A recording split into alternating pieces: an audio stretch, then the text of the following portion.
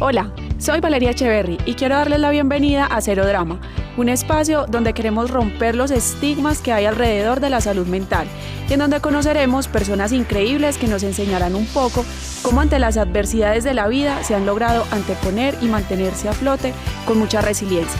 Bienvenidos a estas conversaciones sinceras de amigos y valientes.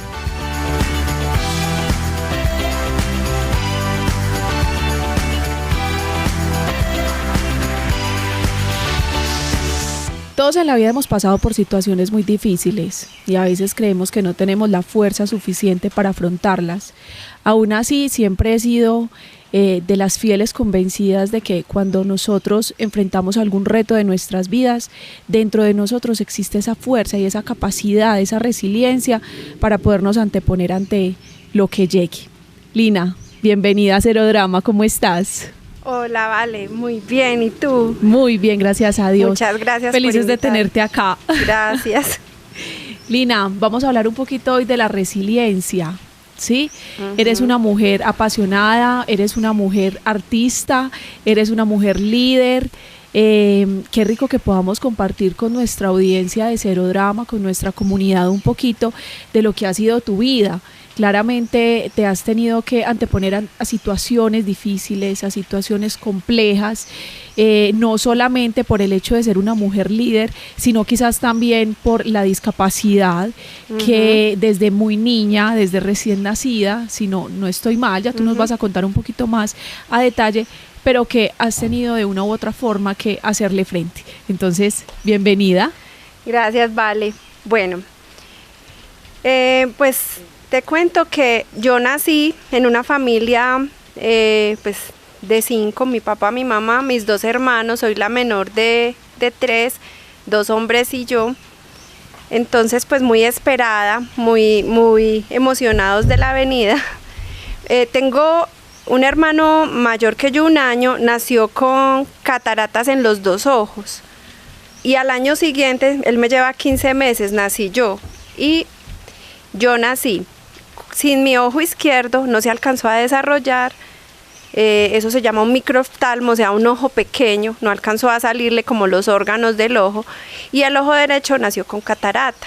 Entonces, pues mi mamá de cierta manera ya había vivido un poquito algo con mi hermano, pero cuando vengo yo, pues igual debe haber sido muy duro para ella ver que, pues primero yo no abría el ojito y empezó ella a ver qué será. Pero bueno, ahí empezó todo. Me trataron de hacer cirugías. Yo soy de Armenia, Quindío.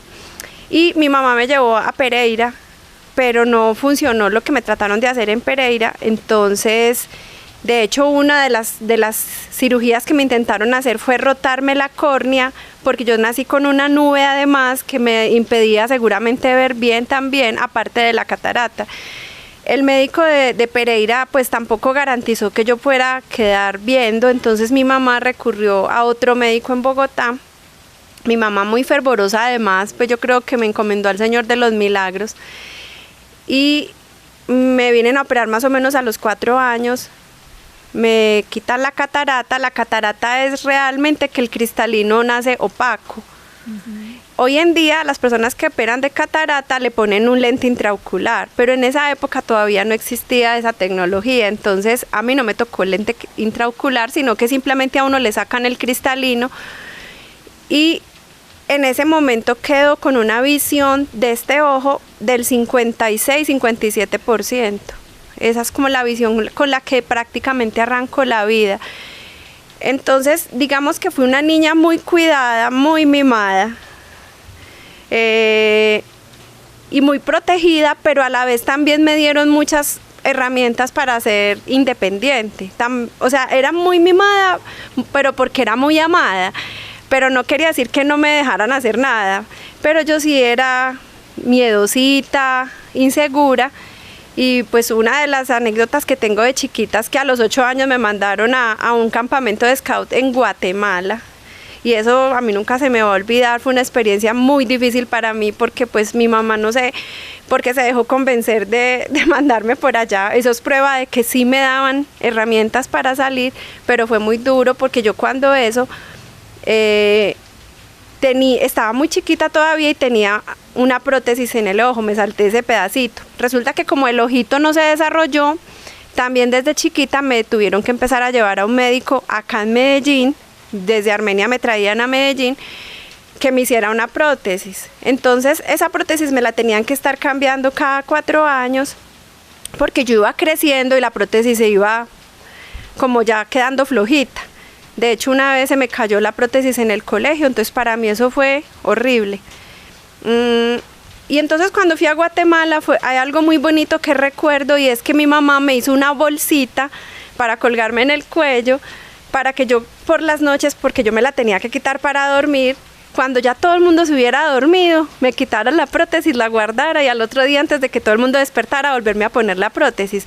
Eso para mí fue horriblemente miedoso. O sea, ¿Eras una niña? Era una niña, entonces yo recuerdo con mucho cariño eso, porque tan linda mi mamá que me hizo la bolsita, pero tan difícil que fue para mí hacer eso en un campamento de scout. Yo creo que esas de las experiencias que nunca se me van a olvidar. Además que hubo un problema con el avión de ida, tuvimos que aterrizar de emergencia, nos tiramos por el deslizador inflable, o sea, yo chiquita sin mi papá y mi mamá, y me toca semejante experiencia.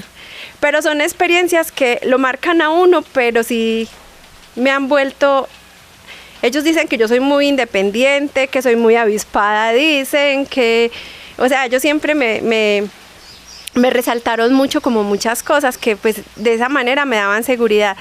Pero yo físicamente sí me sentía muy insegura, porque pues uno de niño, aparte de tener una prótesis, tenía una discapacidad que solo podía ver el 50%, entonces tenía gafas de este grosor, de un aumento más 13, que es un aumento muy grande, entonces tenía gafitas, un poquito gordita, mejor dicho, era toda tiernita. y bueno, digamos que de todas maneras, pues todos los profesores me querían, y en el tema, digamos, intelectual y académico, pues era la juiciosa, pero ya en el tema social, pues mientras estudié solo con niñas, pues me iba muy bien, pero cuando ya me pasé a un colegio mixto, ya empiezan esas inseguridades en la adolescencia, de que querer en esa edad uno tener novio, pero pues claro, yo tenía mi tema, era muy evidente, a pesar de que la prótesis era muy bonita, la hacían con mucho cuidado, muy detallada, le hacían las venitas, le pintaban perfecto el iris, pues se notaba que no eran 2 ojos iguales. Entonces, pues seguramente muchas personas me llamaron bizca, me hicieron bullying en el colegio, y pues digamos que es esa etapa escolar que es difícil. Luego decido venirme a estudiar a Medellín y estudiar una carrera completamente gráfica, que fue diseño gráfico. Entonces, un nuevo reto.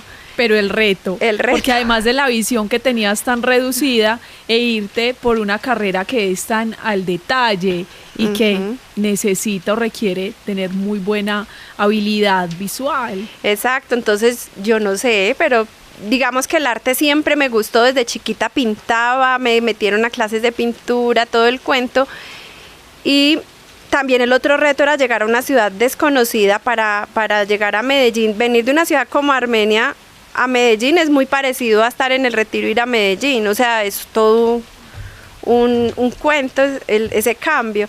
Entonces, por ejemplo, yo nunca he visto el letrero de un bus viniendo hasta que ya no paró. Entonces yo vivía por allá en Belén para ir a la Bolivariana, y se me pasaba el bus, porque hasta que yo no estuviera segura que era el bus, pues se me seguía derecho, porque yo no lo paraba. Pues cosas como esas, dificultades como esas que se enfrenta uno en ese momento de la vida, cosas así. ¿Y sentías frustración en ese momento? Sí, ¿o claro, no? pero digamos que estaba acostumbrada a eso. Una cosa en esa época de la vida es que siempre quise poder manejar, y mi papá no me compraba, no me dejaba, pues incluso nosotros éramos los 3 hermanos y tuvimos un primer carrito en esa época, pero solo lo manejaba mi hermano mayor, que era el que tenía la visión bien, y yo era frustrada porque mi papá no me dejaba manejar. Y yo decía, hasta el día que yo me compre mi propio carrito, porque yo sí soy capaz de manejar. y era que las personas que solo vemos por un ojo, no podemos ver en 3 dimensiones y el campo visual es muy reducido. Entonces, el campo visual mío, digamos que empieza acá y termina pues por acá. Mientras que una persona que ve por los 2 ojos tiene casi que 180 grados.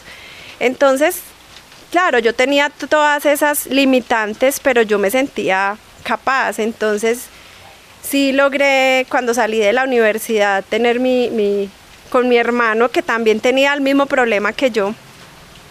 Entre los dos compramos nuestro primer carrito. Era un carro chiquitico y nos lo turnábamos. Y pues digamos que nos teníamos el uno al otro para apoyarnos en este tema visual. Y siempre, hasta el día de hoy, nos compartimos tips. Ay, ¿usted cómo hace para ver el celular? ¿Usted está usando esta herramienta? Porque tenemos herramientas de accesibilidad en los celulares. Entonces nos compartimos todas esas cositas. Él usa lupas, yo también busco la lupa. Bueno, entonces digamos que ya llega el tema pues de la etapa de la universidad y conozco a mi esposo. Lo conozco porque yo hice un retiro espiritual que un padre hacía en las universidades, en todas. Él se pasaba por cada universidad y cada 15 días hacía un retiro. Yo hice el de la Bolivariana y él hizo el de AFIT. Y por haber ido al retiro, habían reuniones de jóvenes después. Y entonces ahí nos conocimos. Y en esa etapa, pues, era una etapa muy chévere porque pues éramos todos los eran como pastorales juveniles. Y esas pastorales son grupos muy animados. Entonces íbamos a misa y después de la misa era la rumba. O sea, uno iba a misa porque sabía que después de la misa siempre iba a haber programa, pues. Y ahí nos conocimos, pero a él sí le costó mucho trabajo tomar la decisión al principio de meterse conmigo. Él dudaba, él era inseguro, e incluso ya de pronto siendo novios sí me hizo una vez la pregunta: si nosotros tenemos hijos, ¿crees que van a salir con el problema de tus ojos? Y yo le contesté, pues no sé, no tengo esa respuesta. Finalmente pues tuvimos un noviazgo muy bonito, 4 años y medio. Nos casamos muy jóvenes, él de 25 y yo de 23. Y al año ya estaba yo embarazada. Y ya embarazada, sí fuimos a donde el médico en Bogotá. Y ya yo le pregunté a la doctora, ¿hay posibilidad de que mi hijo nazca con lo que yo tengo? Y me contestó sí hay posibilidad. Pero nunca se me van a olvidar sus palabras. Me dijo, pero tú no puedes evitar tener un hijo porque si sale como tú, pues mírate tú has salido adelante, mira tú cómo eres, pues no puedes dejar de tener hijos por eso. Y yo bueno, y pues los 3 hijos nacieron con unos ojos hermosos, gracias a Dios. Y yo digo que ese es el milagro más lindo, que es mi familia y son mis hijos. Bueno, y si hubieran nacido con sus ojitos enfermos, pues también serían un milagro y también serían muy amados. Pero doy gracias a Dios que ellos son sanos, porque creo yo que ellos son la luz de mi vida, la luz de mis ojos. Entonces en algún momento de la vida ellos van a estar siempre ayudándome. Y ellos son, en este momento que ya están grandecitos, pues donde el mayor tiene 26, que es David, Nicolás tiene 22 y Tomás tiene 17, ya los 3 pues manejan. Entonces ya Tomás, que es el de 17, ya tengo como otro hombrecito más que me ayude cuando no puedo. O sea, yo ya les puedo decir, acompáñame a tal parte, llévame allí, si está oscuro ven por mí, porque yo trato pues de no manejar de noche o de no manejar por lugares peligrosos. Ya me puedo montar tranquila en el carro, que ellos sean los que manejen. Pues ya sé que puede que yo tenga más experiencia manejando, pero ellos ven más que yo, entonces yo ya confío ciegamente en ellos. Y para eso tengo esos 3 hombres para que me acompañen, más el esposo que pues claro que aquí es el principal protagonista, porque él es el que siempre me ha apoyado en todos los retos que me he puesto en la vida. Y gracias a Dios conté con que mi profesión me permitió trabajar siempre desde la casa. Entonces trabajé para empresas muy grandes de Medellín y siempre pude trabajar en la casa. Entonces siempre estuve en las en las piñatas de los hijos, en las enfermedades de ellos. O sea, no me perdí nada de ellos. Una mamá súper presente. Sí, súper presente. Y sigues estando muy consentida porque estás entre 4 hombres.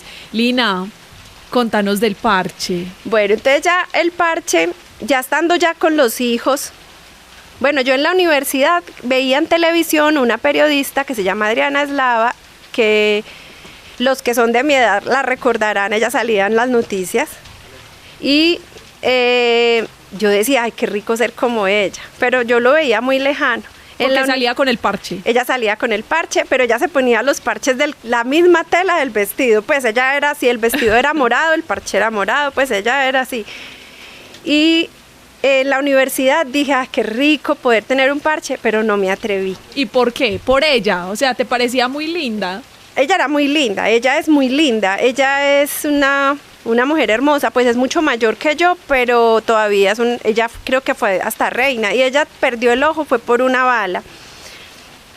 Entonces, pues, ella era como mi modelo. Yo decía, yo algún día quiero ser como ella, pero no me atrevía. Yo creo que es como algo así como salirse del closet. Ok. O sea, ponerme un parche era como salirme del closet, yo no me atrevía. Cuando ya los hijos estaban los 3, hace más o menos 15 años, tal vez ahí sí dije, no, ahora es el momento, porque a ver, la prótesis me traía muchos problemas. La prótesis, pues agradezco mucho haberla tenido muchos años, pero el ojo se me infectaba mucho, porque es un objeto, siempre va a ser un objeto extraño, y si se me metía una pestañita, se me irritaba. Si se me metía una arenita del medio ambiente, se me irritaba. Y al irritarse, pues me picaba, yo me lo rascaba, se me hinchaba el párpado, me salían lagañitas, entonces yo mantenía atormentada con ese ojo. Y en la época, pues, de la época en que uno quiere ser, pues, más vanidoso, pues finalmente me preocupaba mucho que los 2 ojos no vieran igual, que no se comportaran igual. Entonces ya me empecé como a preocupar mucho por todo ese tema, hasta que contacté a esta señora, la de la televisión, y ella muy querida me dijo, sí, listo, veámonos por Skype, yo te enseño a hacer los parches. Ella misma los hacía. Ella los hacía y me dijo, yo no los vendo, yo los enseño a hacer, porque esa es la idea, que los aprendan a hacer. Y yo, listo. Y cuando le conté a mi oftalmólogo, me dijo, ay, no, Lina, no se ponga parche. Pues, ¿cómo? Intentemos con otro médico para la prótesis. Y yo, bueno, se me fue la candela para adentro. Me hice una nueva prótesis y no me fue bien. Me molestaba, se me movía bien. Y entonces ya había perdido el impulso con esta señora. Entonces me contaron que en Medellín había una médica pediatra que se llama Diana Ángel y que usaba parche. Entonces me logré conseguir su contacto, y ella, la más adorada, me citó en su consultorio. Y eso, cuando nos conocimos, fue maravilloso, porque era como 2 personas de la misma... Sí, te sentiste entendida. Sí, entonces ya ella me mostró su ojo, yo le mostré el mío, ella me enseñó a hacer los parches, cómo me lo pongo, a qué alzar el pelo. Entonces fue demasiado bonito, y ya ahora sí, haga los parches, y ahora sí, mire, pues, a ver cómo sale a la calle con parche. Eso sí fue horrible. El primer día creo que fui a misa, y me le pegué a mi esposo así de gancho, y yo le decía, ay, qué pena, me daba pena, porque yo sabía que todo el mundo me iba a mirar. Ajá. Y me acuerdo que el padre nos conocía, y cuando fui a comulgar, y él me dio la hostia, y me preguntó, ¿y ese parche? Y yo, súper prudente el padre. Sí, el padre como... Y entonces imagínate, o sea, claro que iba a llamar la atención, y eso da pena, o sea, uno salir y que todo el mundo te mire. Claro. Pero ya me pude liberar, ya pude volver a mirar una foto tranquila de que ya no me iban a quedar los 2 ojos torcidos, ya pude volver a estar tranquila. Yo sabía que ya la gente me miraba al ojo que era. La gente no sabía a veces a qué ojo mirar, me decía este o este, porque este también era bonito. Entonces como que era un tema como muy, muy particular, la gente no sabía cómo comportarse conmigo. Los niños le preguntaban a mis hijos, ¿qué tiene tu mamá? ¿Qué le pasan los ojos? Cuando ya me puse el parche, pues ya sabía que iban a seguir las preguntas, con los niños sobre todo, y entonces yo iba al colegio y los niños chiquitos se me arrimaban: ¿por qué usas parche? ¿Por qué tienes parche? ¿Me muestras? Y yo al principio era como achantada, pero ya después dije, no, pues yo les contestaba: es que soy pirata, y me muestras, y yo era como, ay, no le quiero mostrar, pero después decía, no, pues que no van a ver nada, van a ver un ojito cerrado. Entonces yo alzaba el parche y les mostraba y ellos quedaban tranquilos, pero yo me imagino que ellos se hacían una película. ¿Y tus hijos, pues, en ese momento? No, ellos siempre como que han vivido todo ese proceso conmigo, entonces para ellos es demasiado natural todo, desde que me veían con la prótesis, luego pues cuando me ven sin prótesis, porque yo en la casa a veces pues no tengo, en la casa me quito el parche y estoy con el ojito cerrado, y eso es natural para todos. Entonces creo que ha sido como un proceso pues como muy de familia, y finalmente pues el parche después ya se me volvió como una marca, y entonces pues digamos que ha tenido sus ventajas. Las personas me recuerdan muy fácil, no me importa que digan la del parche, no me importa que digan la pirata, a mí ya se me olvida que tengo parche, entonces yo salgo y yo ya no me preocupa, ni siquiera pienso que me están mirando por el parche, o sea, eso ya se volvió natural para mí, pero sí tengo que seguir digamos que trabajando duro por el otro tema visual, porque ya cuando pasan los años, como todo ser humano, empieza a disminuírseme la visión, y sí se me ha disminuido en los últimos 10 años, entonces digamos que en esta etapa, digamos, ya el reto no es ni el parche, ya esta etapa es defiéndase con lo que hay, ¿cierto? Entonces llegan nuevos retos, y después de haber trabajado como diseñadora tantos años, yo empecé a preguntarme, pero es que yo quiero servir, yo quiero entregarle a la humanidad algo. Lina, yo tengo una duda y qué pena. Es que me parece increíble todo esto. ¿Cómo tú te has como antepuesto a tantas dificultades de la vida? O sea, ¿qué fuerza tienes tú o qué crees que es lo que te ha hecho mantenerte tan positiva y tan fuerte ante todo esto? ¿Qué te llenó, por ejemplo, de calma y de fuerza y determinación para usar el parche, por ejemplo? Para decir, me voy a comprar mi carro, para decir, voy a estudiar una carrera, para decir, voy a ser diseñadora gráfica, voy a tener un esposo, un hogar, unos hijos, una familia, porque es que funcionas perfecto en todo lo que has vivido. Pero si bien estamos viendo o escuchando el resultado, el proceso fue muy difícil y tuvo que haber sido doloroso quizás, sí. Noches de llanto, de un montón de frustración, de reproches o de cuestionamientos. ¿Qué fue lo que te llenó a ti de fuerza pues para poder sobrellevar o para poderte anteponer a esta situación? Pues cuando yo era joven, a pesar de que estuve en la universidad, por ejemplo, en un retiro espiritual, mi relación con Dios era muy inocente, en el sentido de que no estaba como pensando todo el tiempo en que Él era el que estaba conmigo, pero cuando crecí y empecé a tener una relación diferente con Él, me di cuenta que siempre ha estado Él, y que Dios nos pone a nosotros, o sea, yo siempre soy de las que pienso que Él no es que nos mande la dificultad, no es que nos ponga la enfermedad, no es que te mande el accidente, no, las cosas pasan porque tienen que pasar. Él lo que nos manda es la fortaleza, el acompañamiento, las personas, los ángeles, todo lo que hay alrededor, y entre esas cosas que Dios me ha mandado, pues ha sido esa resiliencia que la he cogido pues gradualmente, pero ha sido un proceso muy bonito. Pero yo tengo que decir que los hombres que me puso a mi lado, desde mi papá y mi mamá, hasta ya luego mi esposo y mis hijos, o sea, yo creo que él hizo todo ese engranaje familiar para que estuvieran conmigo en este proceso, y mi esposo ha sido la persona que siempre me ha empoderado a hacer las cosas. Cuando yo he dudado hacer algo, él es el que me dice, tú puedes. Y yo creo que Dios le habla a uno es a través de esas personas que nos pone al lado. Entonces creo que Dios siempre ha estado conmigo en todo esto. Y cuando ya llega esta etapa hace 12 años que vivimos en el Retiro, y viviendo acá, pues empecé a pensar en hacer grupos de apoyo que nos ayudáramos entre las personas que íbamos llegando nuevas y integrar también los guarceños de siempre para que nos ayudemos entre todos.